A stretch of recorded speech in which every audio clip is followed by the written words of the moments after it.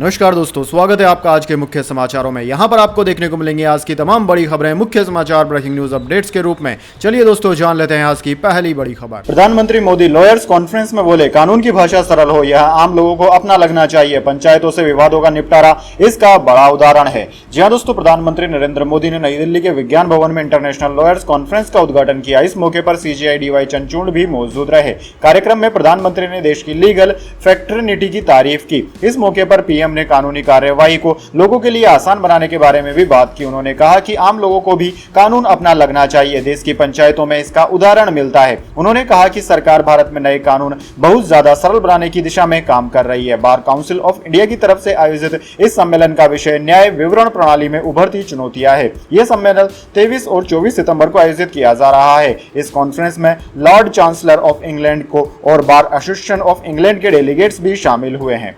इसके बाद दोस्तों, अगली बड़ी खबर। हरियाणा कांग्रेस अध्यक्ष ने प्रधानमंत्री के लिए आपत्तिजनक शब्द कहे। हरियाणा के मुख्यमंत्री पर बोले, उन्हें पता ही नहीं कि घर परिवार क्या होता है। जी हां दोस्तों, हरियाणा कांग्रेस के अध्यक्ष उदय भान ने प्रधानमंत्री मोदी और राज्य के मुख्यमंत्री मनोहर लाल खट्टर को लेकर अपशब्द कहे। उन्होंने शनिवार 23 सितंबर को एक कार्यक्रम के दौरान एक विवादित बयान दिया। उदय भान ने हरियाणा के मुख्यमंत्री के लिए कहा कि उन्हें पता ही नहीं है कि घर परिवार क्या होता है। उदय भान के इस बयान पर हरियाणा भाजपा प्रभारी और त्रिपुरा के पूर्व CM विप्लव देव ने कहा कि हरियाणा कांग्रेस अध्यक्ष चौधरी उदय भान के भारत के प्रधानमंत्री के लिए ऐसे शब्द कांग्रेस की विकृत मानसिकता को दर्शाते हैं। यह है राहुल गांधी की मोहब्बत की दुकान। त्रिपुरा के पूर्व CM ने उदय भान के बयान का वीडियो भी पोस्ट किया। साथ ही कांग्रेस पार्टी के इस बयान पर माफी मांगने को भी कहा है। दरअसल दोस्तों, आपकी जानकारी के लिए बता दें, यमुनानगर में शुक्रवार 22 सितंबर को एक कार्यक्रम के दौरान पत्रकारों ने पानीपत में सामूहिक दुष्कर्म की घटना को लेकर कांग्रेस अध्यक्ष चौधरी उदय भान से सवाल पूछा। इस पर उन्होंने कहा कि हरियाणा में महिलाओं का दर्द पूछने वाला कोई नहीं है। घर परिवार क्या होता है, नीचे वाले को पता ही नहीं है। इससे पहले वे केंद्र द्वारा लाए गए महिला आरक्षण बिल को लेकर चर्चा कर रहे थे। इसके बाद दोस्तों, अगली बड़ी खबर। अछूत होने की वजह से नई संसद के शिलान्यास में तत्कालीन राष्ट्रपति कोविंद को नहीं बुलाया था, कांग्रेस अध्यक्ष मल्लिकार्जुन खड़गे ने कहा।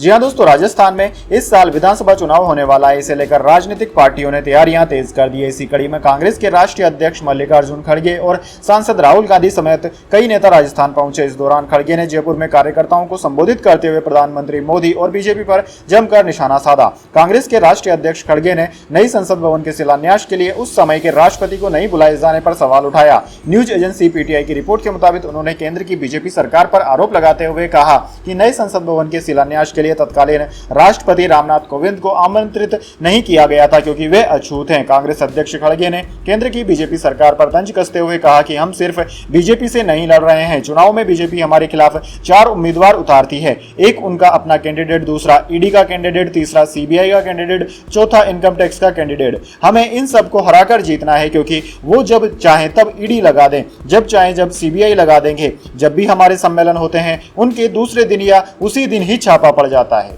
इसके बाद दोस्तों, अगली बड़ी खबर। काशी अहिल्याबाई के पुण्य कार्य और प्रबंध कौशल की साक्षी में आशीर्वाद लेने आया हूं, वाराणसी में बोले PM मोदी। जी हां दोस्तों, प्रधानमंत्री मोदी शनिवार को वाराणसी के दौरे पर हैं। उन्होंने यहां अंतर्राष्ट्रीय क्रिकेट स्टेडियम की नींव रखी। यहां रोड शो के बाद प्रधानमंत्री मोदी ने कहा कि वह काशी नगरी देवी अहिल्याबाई होलकर के पुण्य कार्यों और प्रबंधन कौशल की साक्षी रही है। इसलिए संसद में नारी शक्ति वंदन अधिनियम जैसा ऐतिहासिक कानून पास होने के बाद वह सबसे पहले काशी में आप सबके आशीर्वाद लेने के लिए मैं आया हूं। यह मेरा सौभाग्य है कि इतनी बड़ी तादाद में आप हमें आशीर्वाद दे रहे हैं। उन्होंने कहा कि संयोग से दुर्गा पूजा का उत्सव भी शुरू होने वाला है। बनारस में जगह जगह दुर्गा पांडाल की तैयारियां चल रही है।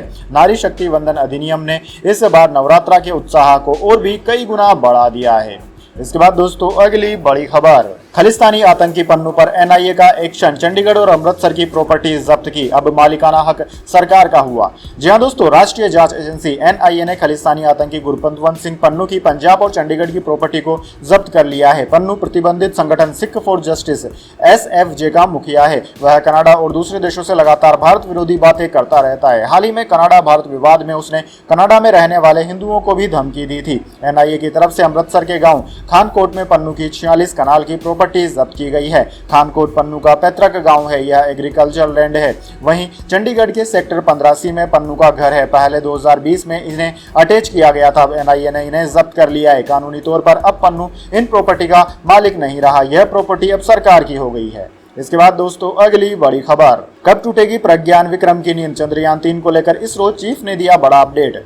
जी हां दोस्तों, भारतीय अंतरिक्ष अनुसंधान संगठन इसरो ने बताया है कि उसने चंद्र मिशन चंद्रयान-3 के लैंडर विक्रम और रोवर प्रज्ञान के साथ संपर्क करने के प्रयास किए हैं ताकि उनके सक्रिय होने की स्थिति का पता लगाया जा सके, लेकिन अभी तक उनसे कोई सिग्नल नहीं मिला है। लैंडर विक्रम और रोवर प्रज्ञान को इस महीने की शुरुआत में स्लिप मोड में डाल दिया गया था। इस बीच इसरो के चीफ एस सोमनाथ ने चंद्रयान-3 को लेकर बात की। एस सोमनाथ ने कहा कि वो अभी तक के डेटा से संतुष्ट हैं। उन्होंने एनडीटीवी से बातचीत करते हुए कहा कि चंद्रयान-3 में लगाए गए सभी वैज्ञानिक उपकरणों से मिले डेटा से टीम संतुष्ट है। डेटा का परीक्षण जारी है, इसमें कई साल लग सकते हैं। इसरो चीफ ने कहा कि चंद्रयान-2 बहुत बड़ी सीख रही है, इससे हमें यह समझने में मदद मिली है कि आखिर क्या गलत हुआ है। उन्होंने बताया कि चंद्रयान-2 से पहले हम ग्राउंड पर पूरी तरह से परीक्षण नहीं कर सके थे। इसरो ने सोशल मीडिया मंच एक्स पर कहा कि लैंडर और रोवर से संपर्क करने का प्रयास जारी रहेगा। चंद्रमा पर सूर्योदय होने के साथ ही इसरो ने लैंडर और रोवर के साथ संचार फिर से स्थापित करके उन्हें फिर से सक्रिय करने का प्रयास किया है ताकि वे वैज्ञानिक प्रयोग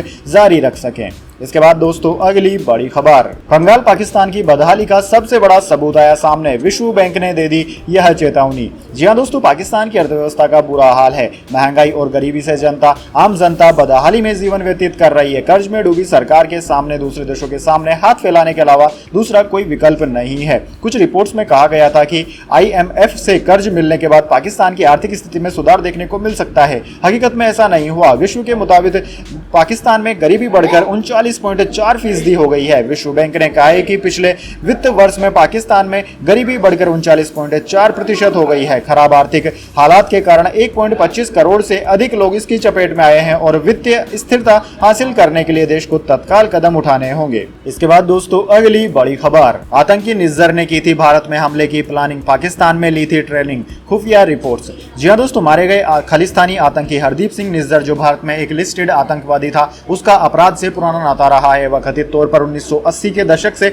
अपराध में शामिल था और उसके छोटी उम्र से ही स्थानीय गुंडों के साथ संबंध थे। भारतीय अधिकारियों द्वारा तैनात किए गए डोजियर से यह बात सामने आई है। डोजियर के मुताबिक निज्जर 1996 में जाली पासपोर्ट पर कनाडा भाग गया था और वहां एक ट्रक ड्राइवर के रूप में एक लो प्रोफाइल था। वह हथियार और विस्फोटक प्रशिक्षण के लिए पाकिस्तान गया था। उसने कनाडा की धरती पर शरण लेते हुए पंजाब में कई हत्याओं और हमलों का कथित तौर पर आदेश भी दिया था। डोजियर में कहा गया है कि पंजाब के जालंधर के भर सिंहपुरा गांव के निवासी हरदीप सिंह निज्जर को गुरनेक सिंह उर्फ नेका ने गैंगस्टर जीवन की शुरुआत करवाई थी। 1980 और 90 के दशक में वह खालिस्तान कमांडो फोर्स यानी कि KCF आतंकवादियों से जुड़ा हुआ था और बाद में 2012 से वह खालिस्तान टाइगर फोर्स प्रमुख जगतार सिंह तारा के साथ निकटता से जुड़ा हुआ था। आतंकवाद के कई मामलों में नाम आने के बाद निज्जर 1996 में कनाडा भाग गया था। इसके बाद दोस्तों अगली बड़ी खबर, DUSU चुनाव में ABVP ने लहराया परचम, 4 में से 3 पदों पर जीत, NSUI को मिली VP पोस्ट। जी हां दोस्तों, दिल्ली यूनिवर्सिटी छात्र संघ के शुक्रवार को हुए चुनाव में ABVP ने 4 में से 3 पदों पर बाजी मारी। कांग्रेस की छात्र इकाई national institute union of India यानी कि NSUI के अभिदहिया ने उपाध्यक्ष के पद पर जीत दर्ज की। मतगणना के दौरान भी यूनिवर्सिटी के कॉलेजों में पुलिसकर्मी और पैरामिलिट्री के जवान तैनात थे। DSU के साथ साथ कॉलेजों की यूनियन के चुनाव भी शुक्रवार को हुए और कई कॉलेजों में नतीजे भी आ गए। ABVP के मैनिफेस्टो में देशभक्त, राष्ट्रवाद, मेट्रो में सस्ते पास, हॉस्टल होने जैसे मुद्दे थे। NSUI ने सभी को बराबर मौके मिलने, कैंपस में भ्रष्टाचार, हॉस्टल पर 14% GST, DSU बजट पेश न करने पर वोट मांगा है। इसके बाद दोस्तों अगली बड़ी खबर, राहुल गांधी बोले इंडिया का नाम भारत करना चाहती थी सरकार, इसलिए विशेष सत्र बुलाया, फिर इसे रोककर महिला आरक्षण बिल ले आए। जी हां दोस्तों, कांग्रेस ने राजस्थान में कार्यकर्ता सम्मेलन के साथ ही चुनावी अभियान की शुरुआत कर दी है। जयपुर में कार्यकर्ता सम्मेलन में कांग्रेस ने वादा किया कि यदि केंद्र में सरकार आती है तो महिला आरक्षण बिल तत्काल लागू कर दिया जाएगा। सम्मेलन में राहुल गांधी ने आरोप लगाया कि केंद्र सरकार देश का नाम बदलना चाहती थी, वे इंडिया का नाम भारत करना चाहते थे, इसलिए संसद का विशेष सत्र बुलाया था, लेकिन इसे कर महिला आरक्षण बिल ले आए। उन्होंने कहा कि पूरे विपक्ष ने महिला आरक्षण का समर्थन किया। हम चाहते हैं कि महिला आरक्षण आज से ही लागू हो, लेकिन भाजपा 10 साल बाद इसे लागू करना चाहती है। मोदी ओबीसी वर्ग को भागीदारी नहीं देना चाहते हैं, लेकिन जातिगत जनगणना से वे क्यों डर रहे हैं? वे अडानी से भी डरते हैं। बीजेपी वाले वोट मांगने आए तो उनसे पूछना कि जातिगत जनगणना क्यों नहीं करवा रहे हो। इसके बाद दोस्तों अगली बड़ी खबर, हम ही गुरु थे, गुरु हैं और गुरु रहेंगे। जेल में बंद राम रहीम ने भक्तों के नाम लिखी चिट्ठी, दिया बड़ा संकेत। जी हां दोस्तों, रोहतक की सुनारिया जेल में सजा काट रहा डेरा सच्चा सौदा सिरसा प्रमुख गुरमीत राम रहीम ने अपनी 17वीं चिट्ठी लिखी है। इस चिट्ठी में उसने अपने अनुयायियों के नाम संदेश में कहा है कि वो अपने अनुयायियों की एकता की मांग को पूरा करने को लेकर जल्द ही उनके बीच आएंगे। डेरा सच्चा सौदा प्रमुख गुरमीत राम रहीम ने कहा कि जल्द ही वह आपके बीच में होंगे। दरअसल दोस्तों, शनिवार को सिरसा में डेरा सच्चा सौदा प्रमुख गुरमीत राम रहीम के 33वें गुरु गद्दी दिए जाने के दिन को महापरोपकार दिवस के रूप में मनाया गया। इसमें हरियाणा, पंजाब, राजस्थान से हजारों की संख्या में डेरा सच्चा सौदा श्रद्धालु पहुंचे। इस कार्यक्रम में गुरमीत राम रहीम की मुंह बोली बेटी हनीप्रीत भी मौजूद रही। गुरमीत राम रहीम ने अपनी 17वीं चिट्ठी में एक बार फिर से दोहराया कि हम ही गुरु थे, हम ही गुरु हैं और हम ही गुरु रहेंगे। इसके बाद दोस्तों अगली बड़ी खबर, मध्य प्रदेश में शुरू हुआ Delhi Mumbai expressway, bike, tractor, auto सहित इन वाहनों की है नो एंट्री। जी हां दोस्तों, दिल्ली मुंबई एक्सप्रेसवे यानी कि भारत का सबसे लंबा एक्सप्रेसवे, इस एक्सप्रेसवे को बनाने में लगभग 1 लाख करोड़ रुपए खर्च किए जा रहे हैं और इस एक्सप्रेसवे की लंबाई 1386 किलोमीटर है, जो कि दिल्ली और मुंबई को एक दूसरे से जोड़ेगा। इस विशाल एक्सप्रेसवे का काम युद्ध स्तर पर जारी है, तो वहीं अधूरी सुव्यवस्थाओं के बीच मध्य प्रदेश में दिल्ली मुंबई एक्सप्रेसवे शुरू कर दिया गया है। भारत माला परियोजना के अंतर्गत निर्मित हो रहे दिल्ली मुंबई 8 लेन एक्सप्रेसवे की अधिकृत शुरुआत मध्य प्रदेश में 20 सितंबर को हो गई। 8 लेन पर वाहनों की आवाजाही तो नजर आने लगी है, लेकिन बड़ी समस्या यह है कि शुरुआती कुछ महीनों तक एक्सप्रेसवे पर मिलने वाली कुछ सुविधाओं से आपको वंचित रहना पड़ेगा। अगर आप दिल्ली मुंबई एक्सप्रेसवे पर रफ्तार भरने की सोच रहे हैं तो खाने पीने की चीजों सहित वाहन में पर्याप्त ईंधन के साथ ही 8 लेन पर प्रवेश कर रहे हैं तो आपको थोड़ी निराशा हो सकती है, क्योंकि फिलहाल ये सारी चीजें उपलब्ध नहीं हो पाएंगी। इसके अलावा कुछ वाहनों की इस एक्सप्रेसवे पर एंट्री भी बैन है, जिनमें ट्रैक्टर, बाइक, भूसे से भरे वाहन, हार्वेस्टर और ऑटो शामिल है। इसके बाद दोस्तों अगली बड़ी खबर, पीएम मोदी पर हरियाणा कांग्रेस अध्यक्ष उदय भान के बिगड़े बोल, बीजेपी नेता सुधांशु त्रिवेदी ने किया पलटवार। जी हां दोस्तों, बीजेपी सांसद रमेश बिदुड़ी की दानिश अली पर की गई आपत्तिजनक टिप्पणी का मामला अभी थमा नहीं था कि अब एक कांग्रेस नेता ने पीएम मोदी के लिए अभद्र भाषा का इस्तेमाल कर लिया। बीजेपी की ओर से भी कांग्रेस नेता के बयान पर पलटवार किया गया है। हरियाणा कांग्रेस अध्यक्ष उदय भान ने पीएम मोदी के साथ साथ हरियाणा के मुख्यमंत्री मनोहर लाल खट्टर के लिए भी अभद्र भाषा का इस्तेमाल किया था। इस पर उन्होंने शनिवार को सफाई देते हुए न्यूज एजेंसी एनआई से कहा कि मैंने क्या गलत कहा, इसमें क्या गाली है, मैंने नाम भी नहीं लिया, जो सच्चाई थी वो मैंने बता दी, इसमें क्या आपत्तिजनक है। उस सांसद की भाषा और ये भाषा एक है क्या? अपने बयान के लिए माफी मांगते उदय भान ने कहा कि यह हमारे हरियाणा में आम भाषा है, अगर मैंने कुछ भी गलत कहा होता तो मैं माफी मांगता हूं। बीजेपी को अपने सांसदों और नेताओं को नियंत्रण में रखना चाहिए। मैंने पहले भी 20-30 रैलियों में ऐसी ही बातें कही है, अगर मैंने कुछ भी गलत कहा है तो वे अदालत जा सकते हैं। इसके बाद दोस्तों जाने अगली बड़ी खबर, लेकिन उससे पहले मेरी आपसे छोटी सी रिक्वेस्ट है, अगर दोस्तों आपको अभी तक हमारी न्यूज पसंद आई है तो इसे एक छोटा सा लाइक जरूर दे दीजिए, और अगर आपको पसंद नहीं आई है तो बेशक आप डिसलाइक भी कर सकते हैं, लेकिन दोस्तों लाइक और डिसलाइक जरूर कीजिए, क्योंकि दोस्तों यही हमारी मेहनत का फल होता है और इसी से हमें पता चलता है कि आपको हमारी वीडियोस पसंद आ रही है या नहीं। निक्की हेली बोली, चीन जंग की तैयारी कर रहा, कहा वो अमेरिका और दुनिया के लिए खतरा, चीनी सेना कई मामलों में हमसे आगे। जी हां दोस्तों, अमेरिका में राष्ट्रपति पद के लिए रिपब्लिकन पार्टी की उम्मीदवार बनने की रेस में शामिल निक्की हेली ने चीन को अमेरिका और पूरी दुनिया के अस्तित्व के लिए खतरा बताया। साथ ही उन्होंने कहा कि चीन युद्ध की तैयारी कर रहा है। चीन पिछले 50 साल से अमेरिका को हराने के लिए साजिशें रच रहा है और कई मामलों में चीनी सेना की क्षमता अमेरिकी सेना के बराबर है। हेली ने ये बातें न्यू हैम्पशायर में शुक्रवार को इकोनॉमी पर स्पीच देते हुए कही। निक्की ने कहा कि चीन की कम्युनिस्ट पार्टी का एक मकसद साफ है, वो एक बड़ी और एडवांस मिलिट्री बनाना चाहते हैं जो अमेरिका को डराने के लिए काबिल हो। इसके जरिए वो एशिया और उसके बाहर भी अपना दबदबा बढ़ाना चाहता है। चीन की सेना कुछ मामलों में हमारे बराबर है तो कुछ मामलों में वो हमसे भी आगे निकल गए हैं। दरअसल दोस्तों चीन के नेता इतने कॉन्फिडेंट हैं कि वो हमारे एयर स्पेस में अपने स्पाई बैलून भेज रहे हैं, साथ ही वो क्यूबा के पास जासूसी के लिए बेस भी बना रहे हैं। कम्युनिस्ट पार्टी युद्ध की तैयारी कर रही है और चीन के नेता जीतने का इरादा रखते हैं। उन्होंने आरोप लगाया कि मैन्युफैक्चरिंग के क्षेत्र में चीन ने अमेरिका से नौकरियां छीन ली है। इसके बाद दोस्तों अगली बड़ी खबर, गुजरात के वलसाड में हमसफर एक्सप्रेस में लगी भीषण आग, बाल बाल बचे यात्री। जी हां दोस्तों, गुजरात के वलसाड में शनिवार दोपहर करीब 2 बजे तिरुचिरापल्ली जंक्शन और श्री गंगानगर के बीच चलने वाली हमसफर एक्सप्रेस के ब्रेक वैन कोच में भीषण आग लग गई। घटना की जानकारी तब हुई जब ट्रेन संख्या 22-498 के यात्रियों ने एक कोच में धुआं देखा। बगल के कोच से सभी यात्रियों को सुरक्षित उतार लिया गया और फिलहाल किसी के घायल होने की सूचना नहीं है। आग से घिरे कोच को ट्रेन से अलग कर दिया गया और ट्रेन रवाना कर दी गई। रेलवे अधिकारी मौके पर पहुंचे और आग पर काबू पा लिया गया। आग लगने का कारण अभी पता नहीं चल सका है। ट्रेन मुंबई से अहमदाबाद जा रही थी। यात्रियों को ट्रेन से उतार दिया गया है। अभी तक किसी के हताहत होने की कोई सूचना नहीं है। इसके बाद दोस्तों अगली बड़ी खबर, लोकसभा में बिधुड़ी के अपशब्द, 8 पार्टियों ने निंदा की। ओवैसी बोले उन पर कार्यवाही नहीं होगी। दिल्ली बीजेपी का अध्यक्ष भी वे बन सकते हैं। जी हां दोस्तों, लोकसभा में 11 सितंबर को बीजेपी सांसद रमेश बिधुड़ी ने बीएसपी सांसद दिनेश अली को गालियां दी और धर्म से जुड़ी अभद्र टिप्पणी भी की। भाजपा सहित देश की 8 राजनीतिक पार्टियों ने बिधुड़ी के बयान की निंदा की। इसमें भाजपा भी शामिल है। कांग्रेस, डीएमके, एनसीपी और टीएमसी ने शुक्रवार को लोकसभा स्पीकर ओम बिरला को पत्र लिखा और बिधुड़ी के खिलाफ कार्रवाई की मांग की। एआईएमआईएम चीफ असदुद्दीन ओवैसी ने दावा किया कि बिधुड़ी के खिलाफ कोई कार्रवाई नहीं होगी। उन्होंने कहा कि संभावना है कि उन्हें भाजपा दिल्ली प्रदेश अध्यक्ष बना दिया जाए। आज भारत में मुसलमानों के साथ वैसा ही सलूक हो रहा है जैसा हिटलर के जर्मन में यहूदियों के साथ किया जाता था। इसके बाद दोस्तों अगली बड़ी खबर, रेल मंत्री का बड़ा ऐलान, अगले 6 महीनों में गुजरात में दौड़ेगी हाई स्पीड ट्रेनें। जी हां दोस्तों, केंद्रीय रेल मंत्री अश्विनी वैष्णव ने शनिवार को कहा कि अहमदाबाद और साणंद के बीच हाई स्पीड ट्रेन अगले 6 महीने में चलने लगेगी। यहां सेमीकंडक्टर कंपनी माइक्रोन के संयंत्र की आधारशिला रखने के लिए आयोजित कार्यक्रम में वैष्णव ने कहा कि वंदे भारत एक्सप्रेस ट्रेन भी साणंद में रुकेगी। केंद्रीय मंत्री ने कहा कि अहमदाबाद से साणंद के बीच विश्व स्तरीय रेल सेवा शुरू होगी। हाई स्पीड ट्रेन जल्द ही अगले 6 महीने में शुरू हो जाएगी। प्रधानमंत्री मोदी 24 सितंबर को जामनगर अहमदाबाद वंदे भारत एक्सप्रेस को हरी झंडी दिखाएंगे। सेमीकंडक्टर परिदृश्य के बारे में वैष्णव ने कहा कि सेमीकंडक्टरों की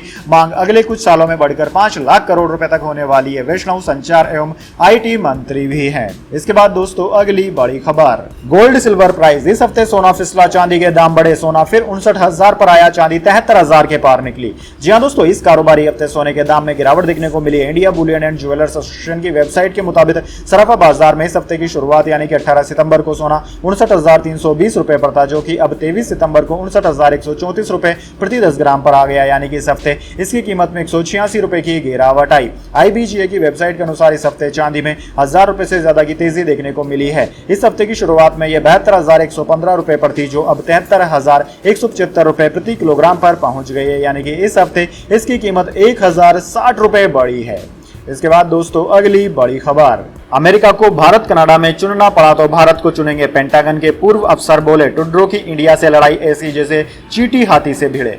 जी हां दोस्तों, कनाडा ने भारत पर आतंकी निज्जर की हत्या का आरोप लगाया। इस पर अमेरिकी रक्षा मंत्रालय पेंटागन के पूर्व अफसर का कहना है कि कनाडाई प्रधानमंत्री जस्टिन ट्रूडो के आरोपों से भारत के मुकाबले कनाडा को ज्यादा खतरा है। साथ ही अगर अमेरिका को भारत कनाडा में से किसी एक को चुनना पड़ा तो वो भारत को चुनेगा। पेंटागन के पूर्व अधिकारी माइकल रूबिन ने कहा कि भारत और अमेरिका के रिश्ते बेहद अहम है। कनाडा की भारत से लड़ाई बिल्कुल वैसी है जैसे किसी हाथी और चींटी की होती है। रूबिन ने ट्रूडो की गिरती पॉपुलरिटी को देखते हुए कहा कि वो लंबे समय तक प्रधानमंत्री नहीं रहेंगे, इसलिए उनके पद से हटने के बाद अमेरिका दोबारा कनाडा से रिश्ते मजबूत कर लेगा। माइकल रूबिन ने कहा कि मुझे लगता है कि ट्रूडो ने बहुत बड़ी गलती की है। उन्होंने ऐसे आरोप लगाए हैं जिनके सपोर्ट में कोई सबूत पेश नहीं किए गए हैं। सवाल उठाने या आरोप लगाने से पहले उन्हें यह बताना चाहिए कि आखिर क्यों उनकी सरकार एक आतंकी को पनाह दे रही थी। इसके बाद दोस्तों अगली बड़ी खबर, सिंघम जैसी फिल्में समाज के लिए खतरनाक। फिल्म के क्लाइमैक्स सीन में इंस्टेंट जस्टिस देने पर बोले बॉम्बे हाईकोर्ट के जस्टिस गौतम पटेल। जी हां दोस्तों, साल 2011 में रिलीज हुई फिल्म सिंघम को अजय देवगन के करियर की सुपरहिट फिल्मों से एक माना जाता है।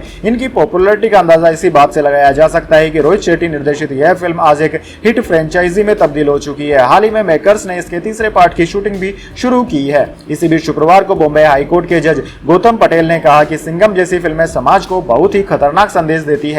इंडियन पुलिस फाउंडेशन के एक कार्यक्रम में शामिल होने पहुंचे पटेल ने कहा कि सिंघम जैसे कोप कानून का पालन न करते हुए इंस्टेंट जस्टिस डिलीवर करके समाज को गलत संदेश देते हैं। जस्टिस पटेल ने इस कार्यक्रम में सिंघम के क्लाइमैक्स का जिक्र किया। उन्होंने कहा कि सिंघम के क्लाइमैक्स में विशेष रूप से दिखाया गया है कि जहां पूरा पुलिस डिपार्टमेंट प्रकाश राज द्वारा निभाए गए राजनेता को मारने पहुंच जाता है और उसे मारकर ऐसा दिखाया जाता है कि अब न्याय मिल गया है। लेकिन मैं पूछता हूं कि क्या वाकई न्याय मिल गया है? हमें सोचना चाहिए कि वह संदेश कितना खतरनाक है। इसके बाद दोस्तों अगली बड़ी खबर, शाहरुख खान की जवान ने 17वें दिन रच दिया इतिहास। पठान का रिकॉर्ड तोड़ बनी सबसे ज्यादा कमाई करने वाली फिल्म, जानिए कलेक्शन। जी हाँ दोस्तों, शाहरुख खान स्टारर फिल्म जवान बॉक्स ऑफिस पर राज कर रही है। इस फिल्म ने रिलीज के महज 16 दिन में ही गदर 2 के लाइफ टाइम कलेक्शन को मात दे दी। हालांकि इस बीच जवान की कमाई में कई दिनों से गिरावट भी देखी जा रही है। पिछले 2 दिनों से तो फिल्म सिंगल डिजिट में कलेक्शन कर रही है। हालांकि शनिवार को फिल्म की कमाई में उछाल देखा जा रहा है। दोस्तों आपकी जानकारी के लिए बता दें, शाहरुख खान की लेटेस्ट रिलीज फिल्म जवान बॉक्स ऑफिस पर छप्पड़ फाड़ कलेक्शन करने में कामयाब रही है। फिल्म ने 16वें दिन 7 करोड़ रुपए की कमाई की और गदर 2 के कुल कलेक्शन 532.93 करोड़ रुपए को पछाड़ दिया। वहीं अब जवान की रिलीज के 17वें दिन की कमाई के शुरुआती आंकड़े आ गए हैं, जिसके मुताबिक तीसरे शनिवार फिल्म की कमाई में जबरदस्त उछाल देखने को मिला है। फिल्म 17 दिनों में कुल 545.58 करोड़ रुपए कमा चुकी है। तो दोस्तों यह थी आज की तमाम बड़ी खबरें। इसके बाद दोस्तों बारी आती है आज के माइंड क्यूज क्वेश्चन की। जी हाँ दोस्तों, एक आसान से सवाल का जवाब देकर आप जीत सकते हैं एक अमेजिंग सरप्राइज गिफ्ट हमारे यूट्यूब चैनल की ओर से। तो दोस्तों आज का सवाल आपकी स्क्रीन पर आ चुका है। भारत की पहली फिल्म का नाम क्या है? जी हाँ दोस्तों, अगर आप जानते हैं कि भारत में बनी पहली फिल्म का नाम क्या है तो जल्दी से कमेंट बॉक्स में लिख दीजिए। अगर दोस्तों आपका जवाब होता है एकदम सही और आप चुन जाते हैं लकी विजेता के रूप में, तो आपको मिल सकता है एक सरप्राइज गिफ्ट हमारे यूट्यूब चैनल की ओर से। तो दोस्तों जल्दी से अपना उत्तर कमेंट बॉक्स में लिख दीजिए, वीडियो को लाइक कर लीजिए और चैनल को सब्सक्राइब करके बेल आइकन भी दबा लीजिए। धन्यवाद। वंदे मातरम। जय हिंद, जय भारत।